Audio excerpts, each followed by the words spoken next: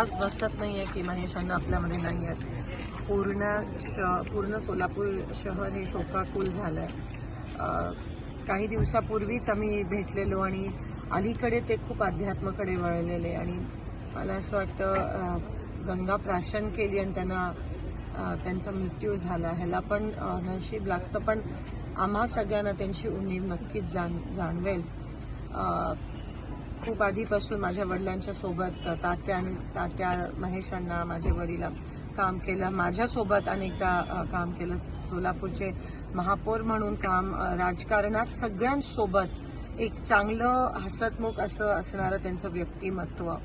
कधी कोणाला अशी वैयक्तिक टीका केलेली मी अजूनपर्यंत महेशांना ऐकलं नाही. एवढे म्हणजे विरोधात पण, जेव्हा राजकारणासाठी पण प्रत्येक लग्नात, प्रत्येक काही चांगलं कार्य असेल आवर्जून आम्हाला सामील केलं.